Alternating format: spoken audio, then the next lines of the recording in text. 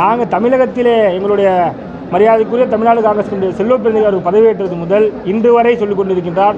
தமிழகத்திலே பெருந்தலைவர் காமராஜர் அவர்களுடைய ஆட்சியை கொண்டு வர வேண்டும், அதற்காக நாம் பாடுபட வேண்டும் என்று சொல்லுகின்ற போது நீங்கள் ஆட்சியில் பங்கை பற்றி பேசுகிறீங்க. நாங்கள் காங்கிரஸ் கட்சியோட தொண்டர்களாக தலைவர்களாக தமிழகத்தில் நாங்கள் காமராஜர் ஆட்சியை கொண்டு வர வேண்டும் முயற்சி செய்து கொண்டிருக்கின்றோம். கண்டிப்பாக எங்களோட இலக்கு அதுதானே, லட்சியம் அதுதானே சார்.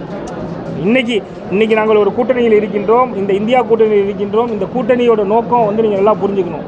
தமிழகத்தில் பாசிசம் வேரூன்றி விடக்கூடாது, இந்த மக்களுக்கு ஒரு நல்ல தலைமை இருக்க வேண்டும்.